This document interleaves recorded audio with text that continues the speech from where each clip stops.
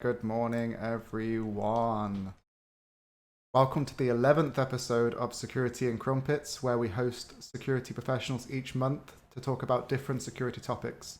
Today, I'm delighted to have Grant Douglas on the show. Grant has completed a degree at Abertay University in Dundee in ethical hacking. He's a subject matter expert in mobile security and has worked at companies such as Cigital, part of Synopsys, and now Secure. Grant has contributed to useful tools that help aid with security audits of mobile applications. Welcome, Grant. Welcome to the stream. Hey, good to be here. Thanks, Lewis. Great. So, obviously, many people won't know who don't know Grant. So, I had the privilege of meeting Grant a long time ago at a wonderful conference in Dundee called SecuriTEA. We don't need to go into too much detail about that. On the first episode with Matthew Payne, we definitely discussed SecuriTEA in big detail, but so Grant was probably one of the first people that actually helped me get a job in security. So it's really nice to have him on the stream today. So how is it going? How is sunny or dreary Scotland? Yeah, it's good. We just moved back a few weeks ago from London, so it's a bit of a change, but it's nice. We have like an apartment at the moment that has a view over the water, so yeah, it's nice. It's good to be back with family and stuff. Nice. Yeah. I could, last time I came back from Scotland, I think I gave myself nearly hypothermia. So, in general, yeah, it's definitely a lot colder up there.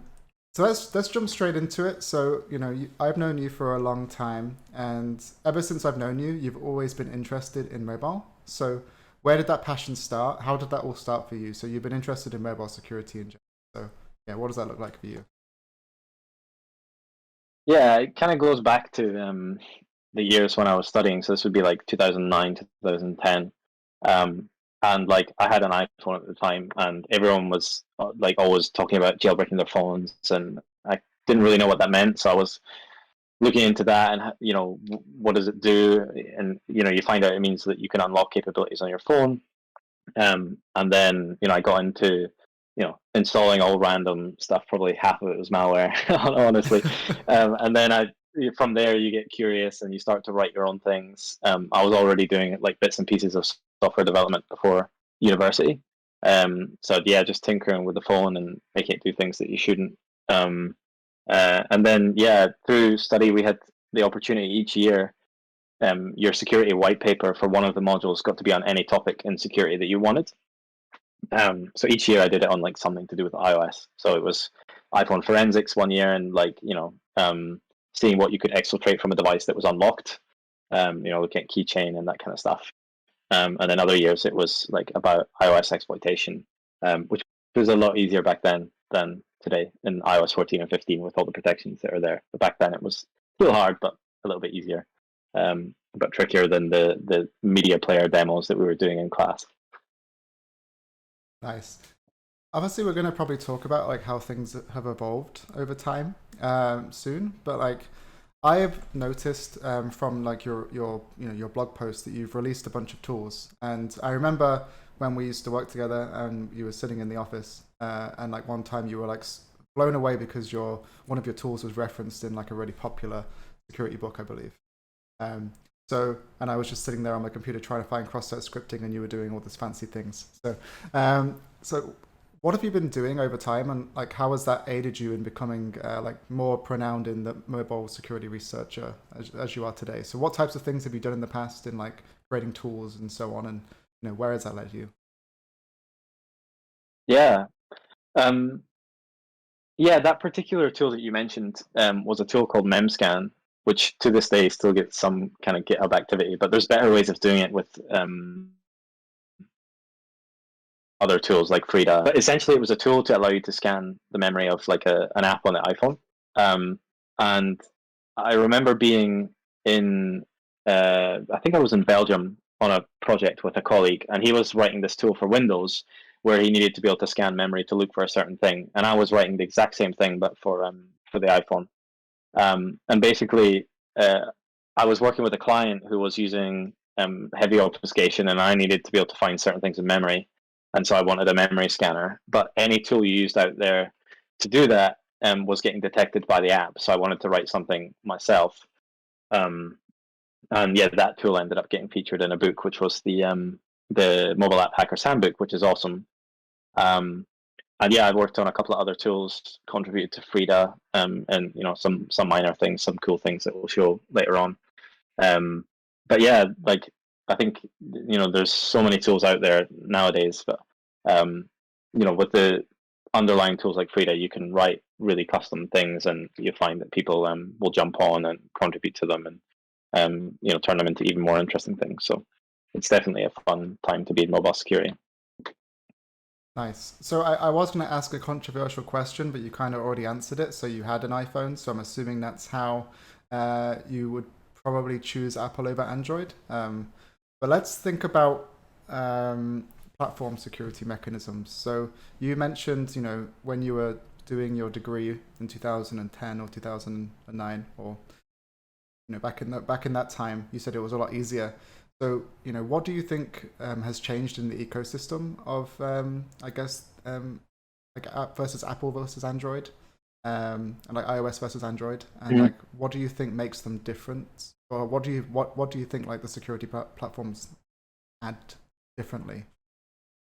That's definitely kind of not worded correctly, but yeah, what do you think's like the differentiator between those two realms? Yeah, so like there's kind of two aspects to this. If you draw a line down the middle between like SDK stuff, things that developers can do, and then platform stuff, things that are inherently part of the operating system that you just benefit from, there was always kind of what appeared to be a lag on the Android side for platform stuff. So adoption of like memory corruption, like mitigations, like full process-wide ASLR and stuff like that. I think I'm correct in saying this, but they were like slightly slower in adopting that stuff on Android. And there's been some great things that that one has done that the other has opted into. And a good example of that was when Apple introduced App Transport Security, which was meant to be sufficiently strong TLS in all apps. Otherwise, you have to give like some kind of justification as to why you can't do that for a certain domain, like a third party, and they just won't cooperate or something. And Apple had like come out with this bold statement that if you don't adhere to it by a certain deadline, then the applications will be rejected. And they've kind of gone back on that, and that's never really come into play. But on the back of that, Google implemented their network security config, where you have the option of doing lots of different things, including like certificate pinning and other like network protections. But part of that was also maintaining TLS adequate security across the application connections that were being made. So there's lots of things there on the platform side. I think nowadays they're pretty much on par. On the SDK side of things, the big difference has been, and it's something that Android users are proud of, and I think it's a good thing. But you've always been able to do more with an Android phone, and Android developers have always been able to do more as well. And so like the old Spider-Man quote. Sorry, I think there's a bit of lag on the Discord, but with great power comes great responsibility. You could. Okay. So is it better now? It's definitely better now. Yeah, please continue. Yeah. So yeah, basically you could do more on Android as a user and as a developer. So if you can do more, there's more ways for things to go wrong. So you could misuse the user's contacts or their SMS inbox, whereas on iOS you could bring up a dialogue to let someone send a text, but you could never actually send a text completely without interaction of the user. You couldn't read the SMSs on iOS, but you can on Android. So little things like that allowed for more consequential issues. But I think nowadays, like if you use the SDK properly, there's not a whole lot that separates them in terms of strength of security. It's more of an education thing, I think. Got it. Yeah, I remember looking a long time ago when I was looking into like doing a PhD, and it was looking at like mobile applications and the permission models on Android. And I remember a long time ago they were inherently like either like too verbose or like not, or too permissive kind of thing. And there was a lot of kind of controversy around that because you were basically just giving way too much, or like the actual dialogue themselves with inside what was meant to be given wasn't inherently like well understood, because it sounded like you were giving access to one thing when in reality you were giving a plethora of things, which was kind of scary in that manner. So wasn't for me, hence the me just finding XSS, but it's definitely interesting of how those types of things have evolved over time. Yeah, well, I mean, it wasn't until like Android 5 or 4 or something. I'm not an Android guy, so I'm clutching at straws. It could even be Android 6, but I'm pretty sure it was Android 5.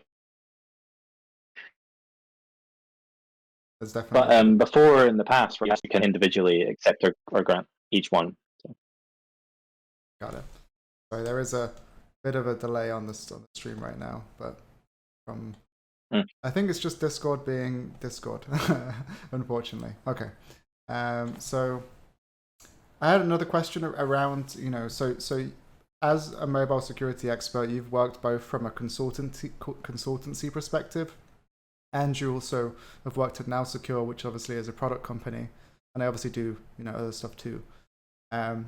But you've worked from both sides of the coin, so you've looked at it from from helping clients look for vulnerabilities inside their applications, and also building products that help aid in the detection of vulnerabilities. From your experience, what would you say some of the common mobile implementation bugs that are very common that you see time and time again? I'm gonna jump off Discord for a second and then reconnect, because definitely a big lag. I'll be 1 second.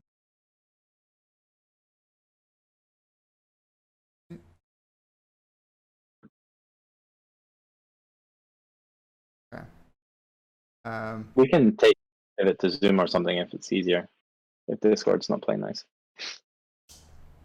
Definitely not playing nice. Let's continue though. I think it should be fine now. Okay. Cool. Yeah, so I think the question was, what's the difference, or what are some of the things I've seen that's different in the consulting world versus like actually trying to build product to solve this problem, right? Yep. Yeah, I think there is a whole bunch of things that you can do with automation, in a product world, and then there's things that require some kind of human interaction. A lot of that limit is how well your product interacts with the application. So the better you can instrument the screens and make sure you've got like full like coverage through all the user journeys, then obviously the more things you're going to find. So if your automation can walk through all the complex journeys and do two-factor auth flows and hop into another app and verify something in Chrome and then come back into the app, if you can do all that stuff, then you'll have good coverage. But often, and we saw this at Now Secure, you have to allow people to script the interactions with the app so that it can actually interact with it the way the app's meant to be interacted with. If you have a tool that just blindly tries to tap buttons and find things, then it's going to miss a whole bunch, right? Whereas the human can see the app and see what it wants, and it knows how to interact with the app, so you'll get better coverage. But yeah, in terms of the types of things you can find, you can find very easily all the sort of privacy violation stuff, any sort of information leakage. They're all quite easy to automate. But when you start getting into sort of logic issues and business logic flaws, like they're going to be very hard to find, right? Because they're niche and contextual to the app. Yeah, I think that's, I guess, kind of similar in the web world too, especially when you're testing things like APIs. If you don't have the context into like what actually needs to be sent or how things need to be interacted with, like either like multiple step requests, for example, it becomes very hard, and you would have to script that rather than just blindly trying to scan it to try and find vulnerabilities. So I guess it's kind of like similar in that mentality. But like when you say like you mentioned more things like violations of things, what are the types of vulnerabilities you tend to find, like from just like looking at a device in a decompiled state?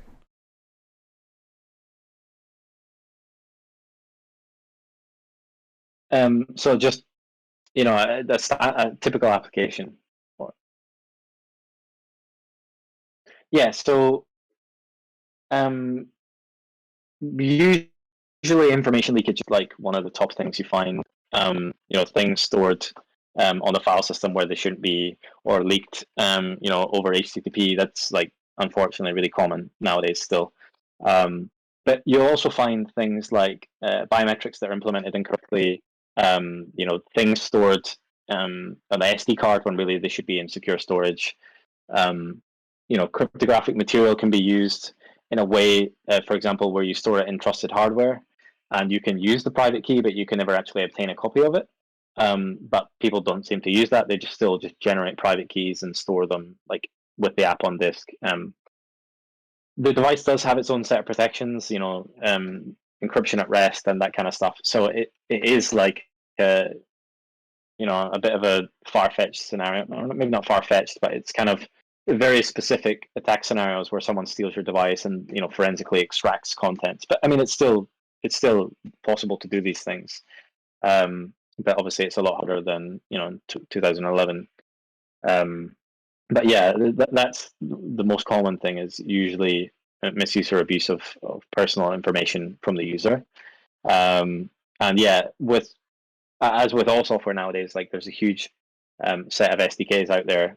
So applications tend to use like lots of different components, and I don't actually think everyone really understands what information is being collected and where it's going.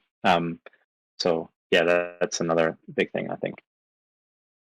In the web world, it's very much like, I remember like people used to kind of comment on how Google Analytics is kind of one of the best kind of keyloggers in the world, because the amount of information you could technically extract via something like that, and it's normally like trusted or allow listed with inside things like CSP, etc. So there's definitely I definitely kind of resonate with the fact that like a lot of times like people aren't 100% kind of aware of what's happening with the potential data that could be being leaked by third parties. But yeah, it's very interesting from like an attack scenario. So let's move on to so obviously I haven't really touched mobile applications in a long time. We were talking before about like the last time I looked at something was more on like an actual TV with an APK rather than an actual Android device, Android application itself on a phone. But I would just love to know from a high level your methodology. So let's say you go to the Play Store or you go to the App Store, you find an application that you want to look at. What would be your kind of mental model or process of being able to start assessing that application, in general? So like, like you're a hacker, you want to try and find bugs in it. Like, what would be your mental model around that? Sure. Yeah, so obviously, first things first, just download a copy of the app. On Android, you can just start analyzing it, the APK straight away. On iOS, engineering. But just use the app. First things first, just install it. Register an account, walk through all the different screens, just get familiar with what types of things might be there. If it implements biometrics, maybe there's some stuff there. If there's ways to export data offline, there's maybe some things around that.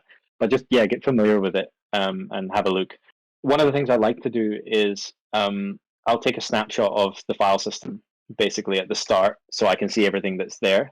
And then once I've started interacting with the app and downloading things and doing transactions or whatever it might be, then I'll create another file system snapshot and compare the two. It's not the perfect solution, because you might miss things that are cleaned up after they're written to disk. So there are other ways you can do that with tools like FSMon and monitor things in real time. But yeah, it's just good to see like, okay, I did a bunch of stuff, and now like what's different? Is there keys, or is there like some garbage data that's been downloaded? Maybe I can look at that and analyze that. So I'll just have a look through the files on disk, including even files that it comes with. Often you'll find like secrets or API keys and config files and stuff like that, which might point to dev environments or QA environments, and they maybe actually are exposed to the internet. And then just from there, I would probably do a bit of static analysis using tools like Frida.re or IDA or something, and just have a look at how the application works. And then dynamic analysis, you would use Frida And I know on your last session with he's not the SoundGraph guy, but you talked about static analysis versus dynamic analysis, so I won't cover that again. But yeah, essentially, it's good to see how the application behaves when it's running, as well as statically. In mobile, in particular, there's lots of obfuscation, so static analysis is sometimes quite tricky, and it's good to actually just run the app. Especially, you'll know this from many years of code review, but you can find things that might just never ever get called. So often you have to combine both static and dynamic analysis to actually see if you can exploit this thing. So. Yeah, there was a bit of lag, so I'm gonna try and recap because I think most of it was heard. So the first thing would be just download the app, and obviously there are tools to just extract that onto your machine if you wanted to. The next would be to take a look at just play with the application, interact with all the components, and similar to like what you would do with the desktop application, but for a mobile perspective, you would install the app, take a snapshot, and then like once you've then installed it, take another snapshot to kind of see what has actually happened. And obviously you mentioned there was a particular tool that could be used to kind of capture sometimes if things are cleaned up. What was that called again, sorry?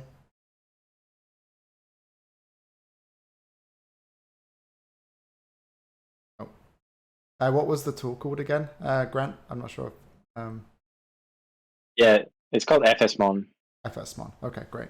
So FSMon, and then obviously doing static analysis, and then obviously dynamic analysis as well.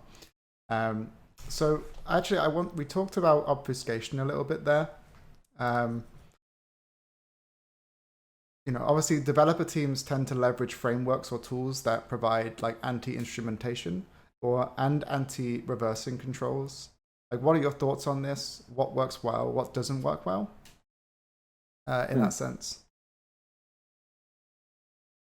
Yeah, it's kind of back to the old adage, security through obscurity in a way. But a lot of security professionals don't like that. But actually, in the mobile world, there's lots of use cases where that is a viable strategy. For video games, video games on desktops have always had a lot of DRM and anti-cheat and stuff like that. It's very important for them. It doesn't make them, they're not hiding vulnerabilities in the app by sticking anti-cheat on top, or they maybe are, but that's not the intent, right? Same thing happens in mobile, and financial apps are commonly using these kind of products. But yeah, essentially they try and make a hacker's life more difficult. That also that stretches over to researchers as well, right? So Frida, which are dynamic analysis tools, and static analysis tools like IDA, so use obfuscation and stuff to make it a lot more difficult for you. But yeah, these tools generally work quite well if configured out of the box. Once you start doing complex things, you can get into situations where they cause app failures and crashes, and when the apps do crash, it makes things more complicated because developers will be looking at stack traces filled with gibberish, where when they're normally used to seeing all the method names to help them figure out why the application crashes.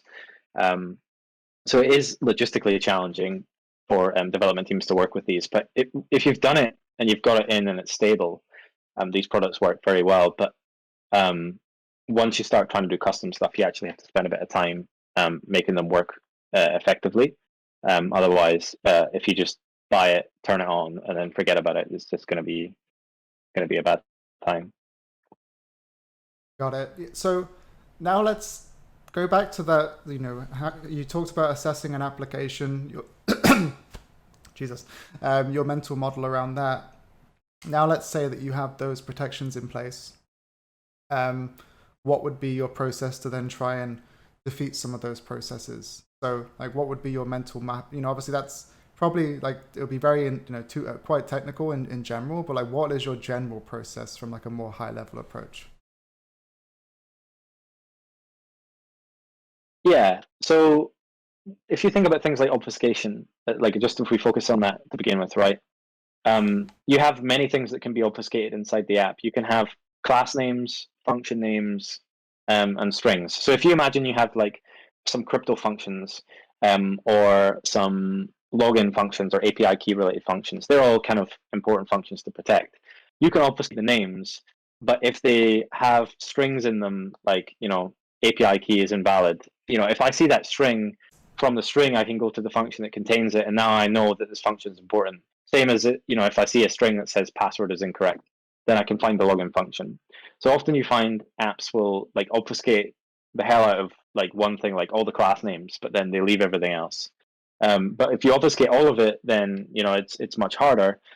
But again, there's like many ways that you can trace back to from an event and walk backwards up the stack trace to find the thing that you're interested in.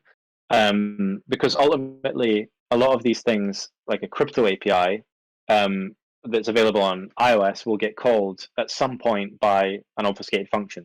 So if I just monitor all of the cases where the crypto function is called, and then in Frida, for example, you can print out a backtrace, and I can just see that it was this gibberish function that called it. Now I know that this function's interesting, right? So you can do things like that. From a static analysis perspective, there's techniques you can use to get rid of a lot of the dead code.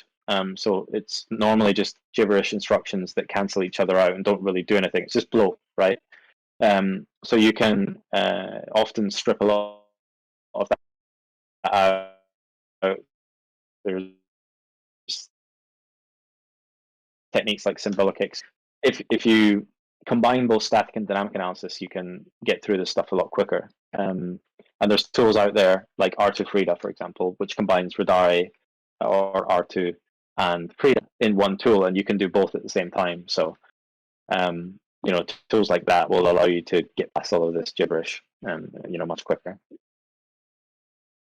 Makes a lot of sense. And obviously, like, what Parsia did in the previous SecuriTEA Crumpets, if no one's seen it, I would recommend checking it. And he's also in the stream, it looks like. I said cheating in video games, gasp, when you talked about the DRM stuff and the anti-cheat. So obviously there's like lots of different things, like renaming things until you get back to like general methods and so on. That's obviously going to be very helpful. But let's talk about Frida. So it's been mentioned a lot, and obviously the core talk or the core session today is basically going to be showing how to use Frida in a, and I've seen some of the demos already, so everyone's in for a treat, to be honest. It's going to be fun. Could you just talk about what Frida is, why it's one of the most popularly used open source tools today, and like what is it generally used for?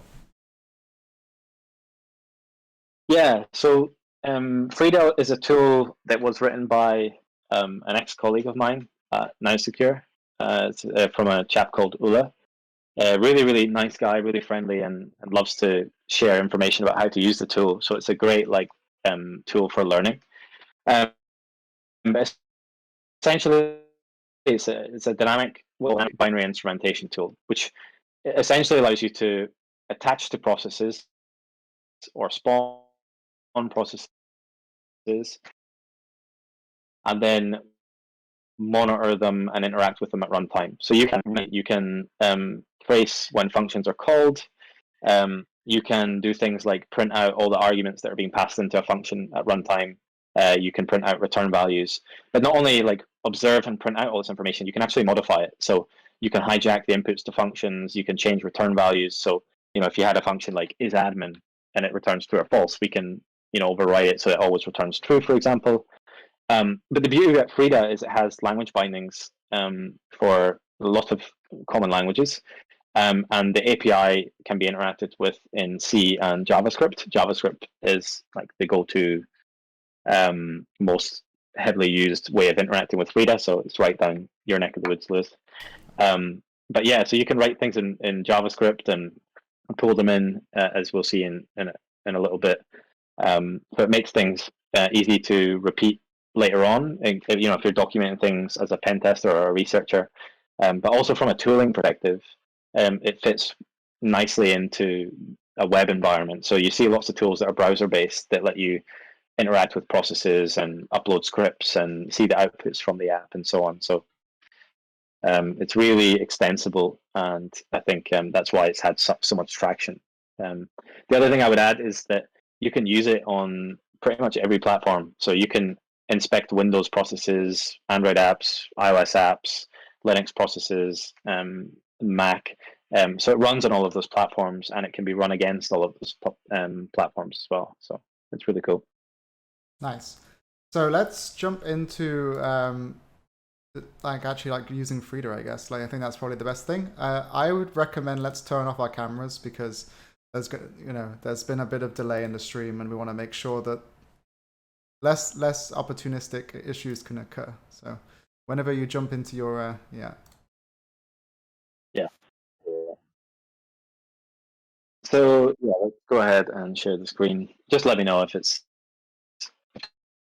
sharing okay, and if it ever starts to lag and it doesn't look like I'm typing or anything, just check me and pull it out. Sure thing. So far so good. Let us know on the stream if things could be bigger. Okay. So yeah, basically the first thing that I want to show is I wrote a small Mac application, really basic piece of software that just asks for a password. So it says like SecuriTEA and Crumpets, and you'll see why that's relevant in just a little bit. And then it asks us for a password, right? So if we type anything in a continuous loop, it just tells us the password's incorrect. So what we can actually do is, and I'll open it in a window by the side, is we can use frida-ps to list all the processes on the OS, right? So we're looking at the Mac. This is not on the iPhone, right? And what we can do is we'll just grep for example, and we can see we have this process here called example, and it has this process ID. So with Frida, you can basically attach to that process by either process ID or name. So we'll just use name because it's easier. And let me just authenticate. And yeah, now we have an interactive console within Frida where we can interact with this process on the left. We have a set of APIs, so we can do like process.art, so we can see it's x64, and it has tab completion and other nice benefits to using the interpreter as well.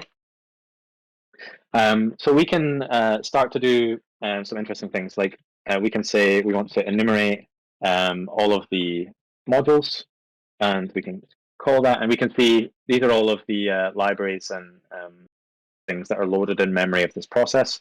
And it's an array, so item 0 is actually the example software itself.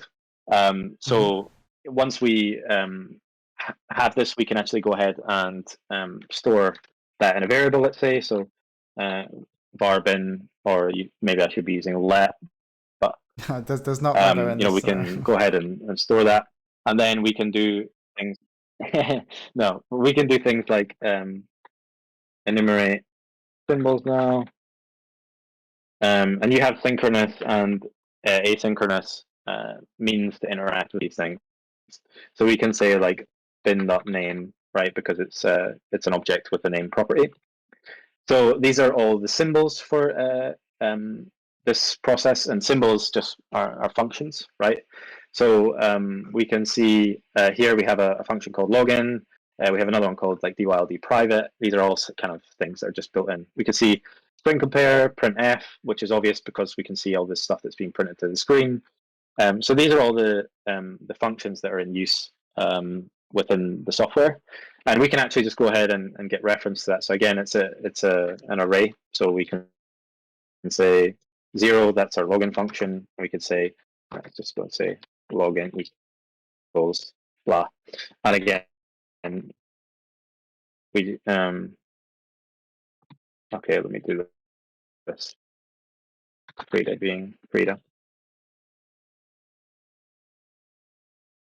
It needs to be that. Context is not liking it. Let's connect with it. Well, if you write it in a script and we load it in, which you can also do, then you can use things like let and const. But obviously, it's forgotten about once I've entered these lines. So But yeah, once we have that, right, we can see it has an address, which you'll see matches the debug one we have on the left. So we can do things like use the interceptor API, which allows us to do exactly what it suggests, intercept functions. So we can say attach, and we'll do login.address. And then we can go ahead and do onEnter args. So in our onEnter, this is basically when the function's about to run. So we'll just do like, console.log function ran. And then we can also do onLeave, which is when the function's finished running, and we something like replacing ret file, and I'll just do, I'm just going to paste this stuff because it is playing up in the interpreter. So let's do login again. Okay, so basically we're attaching to the function at this address. In our onEnter, we'll just say the function's called, and then in the onLeave, we'll just print out a message that we're going to replace the return value. So you have this way of doing like return value dot replace, and it could be a string, it could be a number, it could be anything. But in this case, this function just returns true or false. So if we run that now, what happens is if we type in like Lewis as the password, it's now accepted, right? Because we can see our console log statement here on the right, which says replacing return value 0 with 1. So the function is bypassed. So essentially what we're doing is we're just hijacking this function call, and after it's run, so it can do whatever it wants to do, but after it's run, we'll change the return value before it gets to the caller. So it's a really nice way of us, hijacking that execution and manipulating it to behave in our favor. So a really basic example, and that's how we could like bypass like a Boolean-based like authentication function.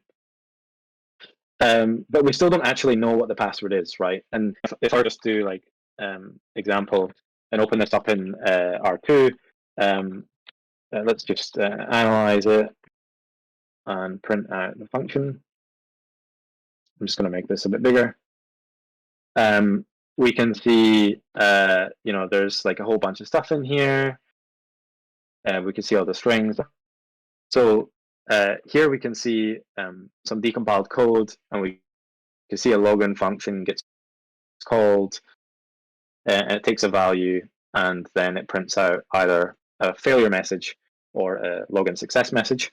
So we can just go to the login function, and we can print that out, and we can see here it returns a Boolean, and in this case it's just a JavaScript is best script string. That's the password.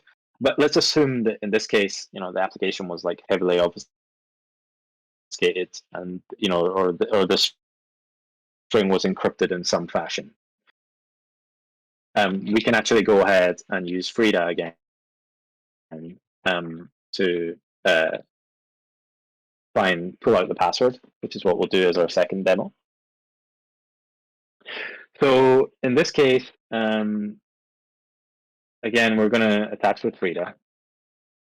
And if you remember, one of the things that I did before was listed out all of the, go ahead and let's say enumerate exports.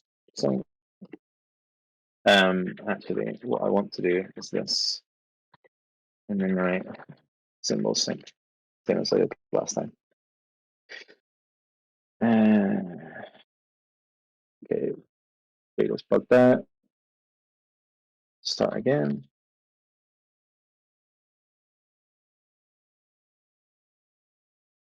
Why? Okay, I understand. So we have to enumerate module thing, which lists all the libraries and demo gods are code always not so images that are nice. inside the symbols. So we'll do enumerate symbols, sync, and then we'll pass in string.name. I mean, I don't have to do it this way. I'm just kind of being like programmatic. You could do example in quotes if you already know what you're looking for. You can just do it that way. But the reason I wanted to show this list again is we have a function here called string compare, which if I just open up the manuals for the C function, string compare does exactly what you expect. Compare string 1 and string 2, and allows the software to identify whether or not the strings are equal or not, right? So that's kind of interesting. And given that we have like a password controller, this is probably worth having a look at. So if we want to have access to this, we can do like we did before, where we use the symbols and we like work out which offset in the array it is, or because it's like a standard library function, we can just use a different API called enumerate or find export by name, and we can just give it null, which doesn't really matter, but then we want to say which here it's showing up as 0, but just ignore that. Anyway, we get the address of the function, which allows us to interact with it just the way we did before. But let's just go ahead and store a copy of that for further use. So again, there. And like we did before, we're going to use interceptor. And we can say string compare, and then just do on enter args, and we'll just do console.log. And this time it's going to actually I can just do these in single quotes. This time it's going to be a little bit different because in C we're using pointers, right? So the arguments to string compare are pointers to the values in memory. So we have to pull them out of memory, which Frida has nice APIs for doing that. There was a bit of delay there. I think it's probably important. Yeah, let's just go. Continuously see the message string compared. Sorry, Grant. There was a bit of delay in that one. Like I think that's probably an important thing to repeat. Okay. So yeah, basically in this example, the arguments 1 and 2 that are passed to the string compare function are pointers because we're dealing with the C binary. So we can't just print them as like args 0 and args 1. We have to actually pull them. We'll get that in a second, but okay. So what we can go ahead and do is we have this API called memory, and you have lots of different things. So you can say like read UTF-8 string, and this takes a pointer as an argument for ease of reading. And here we're attaching to the string compare function again, but we're going to pass in arg0 and arg1 to this read UTF-8 string functions, and then we'll print out string 1 and string 2 inside our console log statements. So we'll run that, and then this time when I say like hello world, we can see the string that's being compared with, and if we paste that into our interpreter on the left, it says login successful. So here we didn't have to bypass the function to force it to return true, but we have managed to to obtain the correct password. And again, this would be really easy to do with static analysis, but we could just assume that the string might be heavily obfuscated in a real world example. I mean, this is obviously quite nice because you show. So yeah, that's the first two demos captures. Sorry, there's definitely a bit of delay. But like I was just gonna say, like I think it's really interesting because you showed two different ways to basically achieve the same thing. So you had basically a Boolean check, which obviously you could bypass, but then you ultimately wanted to be able to intercept like the core functions to be able to see the second argument from string compare to make sure that the information or like being able to retrieve the passwords. So there's many different ways to achieve the same goal. Obviously, you could just do strings on that device, on the application too, to be able to see that type of stuff, obviously, or debug it with what you showed in the initial concept too. Yeah, exactly. Nice. Yeah, and like you said, you could use strings, but maybe in a real world example, it's maybe too obfuscated to look at statically. So Exactly. Yeah. but yeah, cool. So the thing we have this we have this basic software which just has an infinite loop and basically increments a counter and then sleeps for a second, and every second it prints out the new value of the counter. So if we go ahead and run that, you'll see it does exactly what you think it might do. Prints out the message every time. So again, we're gonna just attach to this using the process name. We'll just do find export by name and do sleep. So we know it's calling sleep for 1 second, and we'll just again store that as a reference. So here we have access to the sleep function, and what we can do is we'll just I'm going to paste it just for the sake of time. Basically, we'll replace the sleep function with one where the sleep is now every 0.05 seconds. And actually, let me just do this. Change you back to sleep. Yeah. Okay, wait. So yeah, I'm getting errors, but you did see for a second it did go really fast on the left. But yeah, I've obviously got some. I've obviously got some kind of bug going on. But yeah, you get the idea. So that's one way that we can do it. Another thing, I'm just going to clear the console. Another thing that we can do with this, and I'm just going to clear this one as well, so it starts back, is let's do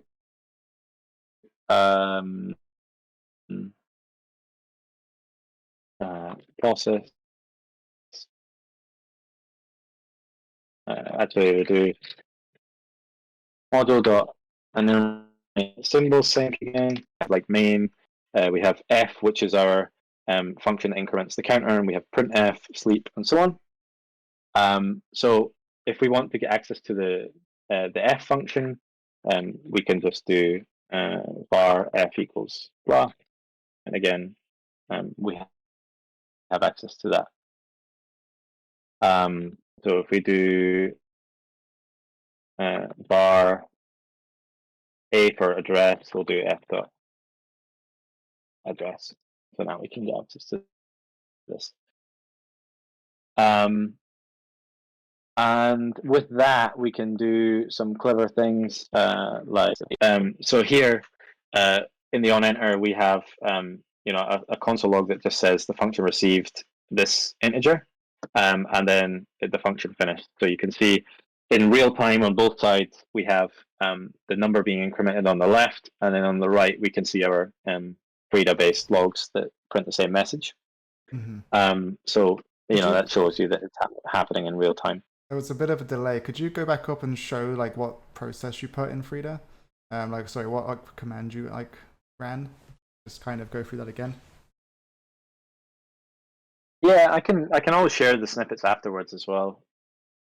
But yeah, basically we're using an interceptor.attach, and then it takes an address, which is here, and then the onEnter is how we print out something just before the function is going to be called. In this case, we're printing out the value that's being passed to it. And then in the onLeave, we can see that we're printing that the function's finished. So I have this commented code here where we can actually just change the argument. So if I, for example, if I paste this again and we look at it now, so let's do this. And let's do f equals a and var a equals f to s.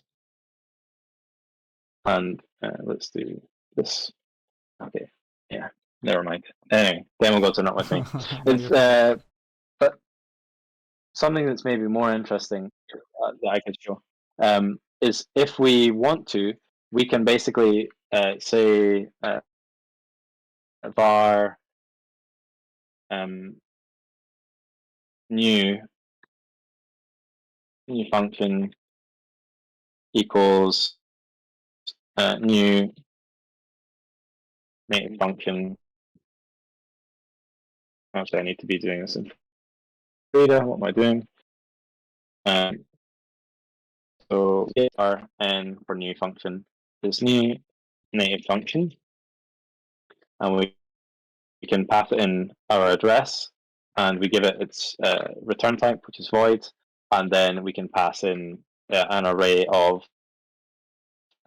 input types for the parameters. So we can just say it takes an integer, and we can so now we can call it with, like, let's say, you can see here on the left the counter is at like 300 odd, and we could do like 100.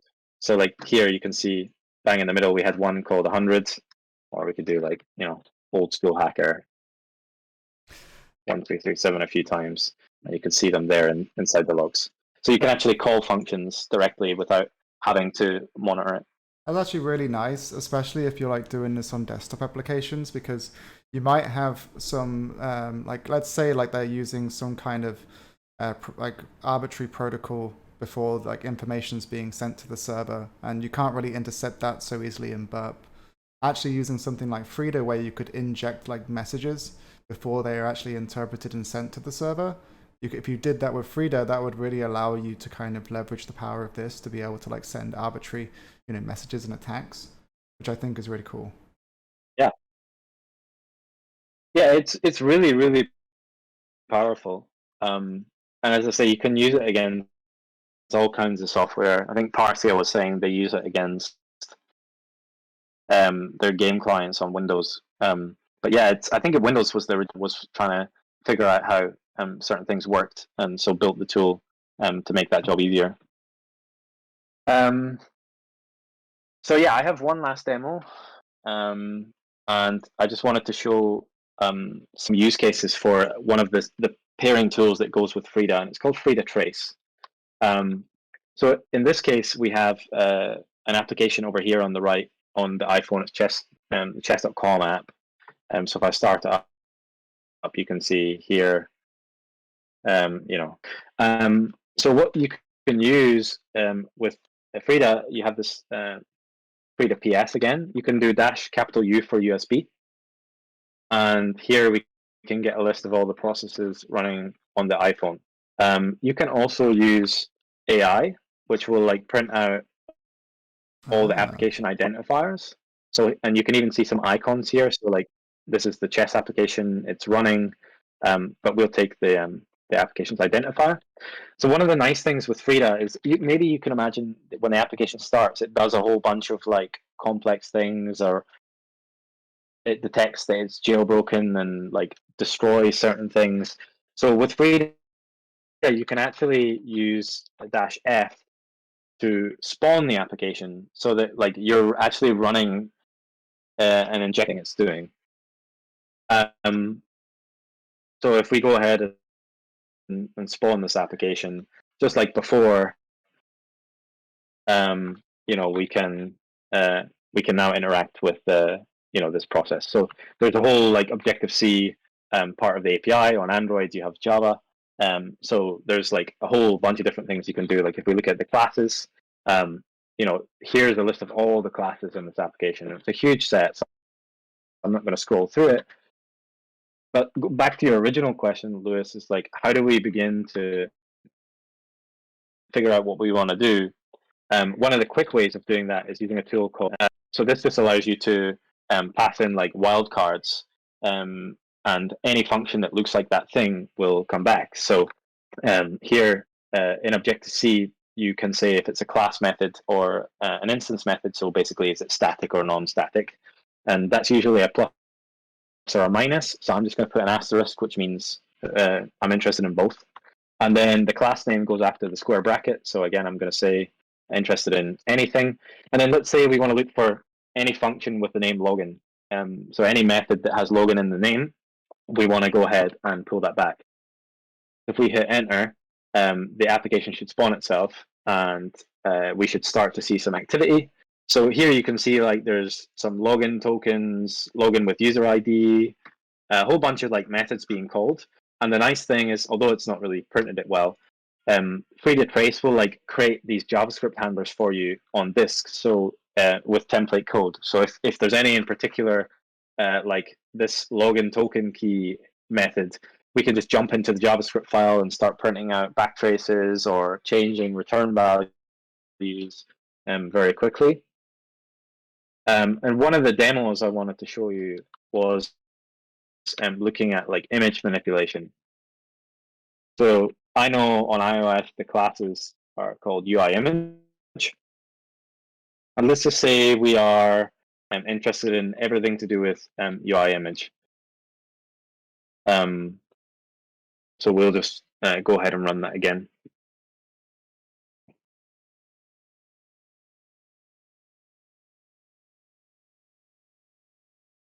So what's happened is if I go ahead and open the handlers for you, yeah, the application's gone kind of school with. You can't really use it. If we go into one of the puzzles, the chess puzzles here, you can see it's somewhat playable, but it's kind of funky. It definitely froze a little bit so when the you trace template. So it definitely froze a little bit when you when you ran the demo. So you might want to run it again just for like full, if you can. Sure. So yeah, let's do it again. So can you just go through like what you were doing? Like, so what is the code? I guess you haven't showed the code yet. So let me try doing this. Yeah. I'll just change it slightly so that it's not as crazy. And if you can pass in multiple things you want to loop with. So let's do image width and init width.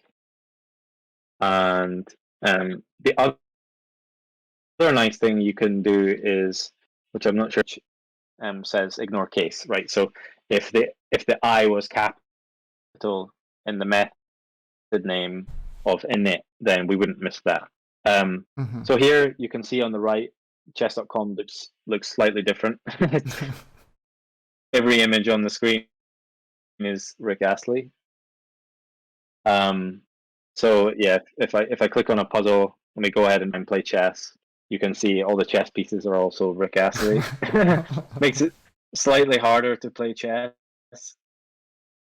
And I'm getting all the puzzles wrong. I can't even figure out where the pieces are allowed to move.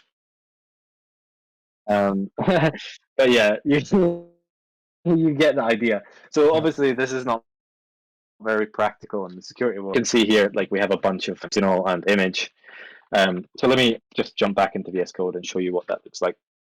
I'm going to make this a little bit bigger. So frida-trace generates these templates. So you can see here it's auto-generated by Frida. It has an on-enter code block and an on-leave code block. And here in the on-enter you get access to the args. And on leave, you get access to the return value. So this method basically says, like, generate a UI image object with the CGI image. And so whenever this function is finished doing what it's doing, I have a bunch of file on disk, which is a picture of Rick Astley. So this is an Objective-C class. It has an alloc method, and then that object instance has a method called init with contents of file. So this is me actually like interacting with the Objective-C runtime and calling SDKs from within JavaScript in Frida to create new images. And then basically I'm just saying replace the return value with mine. So yeah, essentially whenever the application is trying to generate its image, that's just straighten out the idea. Basically the demo, I just inspect things with frida-trace.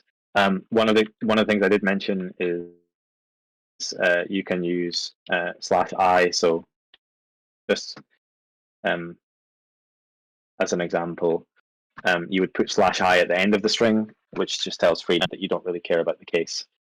So if you were looking for crypto or jailbreak or security or API key, then you don't necessarily know, like, what case those things are going to be in. So if you're looking to catch more things, you might want to do a case insensitive search. Yeah. Awesome. Let's go back to video and jump back over to the talk screen and make it smaller. That was awesome. So like, I didn't realize how, so I've obviously only used Frida in very rudimentary ways. And I think what you showed today was definitely a bit of an eye-opening experience for me, at least, especially from the desktop world. But obviously I can see how powerful it is in the mobile world too, being able to like, especially when you're trying to like test something on the fly and really understand how something works, especially when it's really hard to kind of, get access to source code specifically, like in a mobile application that's been compiled to like Objective-C or something. I could imagine and understand like how important that is to be able to like pull out the methods or functions that are going to be really interesting for you to review, and like such as like logging stuff, looking for, obviously you can look at things in strings too, but like this is obviously more in a dynamic instrumentation way, which I can definitely see the power. So my last question is, the demos that you showed today, are they available on GitHub or are they available anywhere on the internet right now? Or will they be available? Yeah, we can post them somewhere for the benefit of the stream. As I said, with the print, the while loop that was sleeping for a second, I think that demo's on YouTube in a bunch of different places, but we can upload the code to GIST and you can share it afterwards, maybe in the description of the YouTube or something. But yeah, in general, if you want to go learn about like Frida stuff, there's a website called Frida Code Share, which is hosted by Ula, and you can share snippets there. And so you'll find, if you're looking for certain things, you might find them there. Alternatively, there's great documentation and there's a Telegram group and stuff like that. But for mobile specific stuff, the MSTG has lots of free examples. Is that the mobile security testing guide?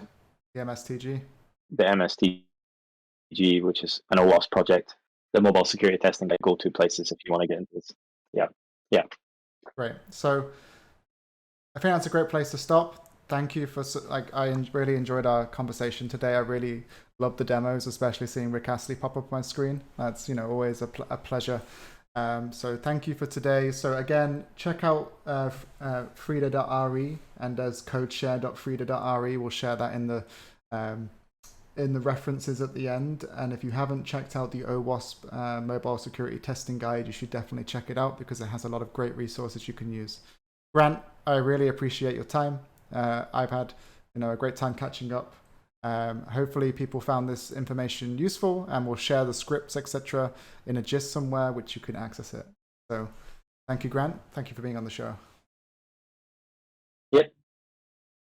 Thanks, Lewis.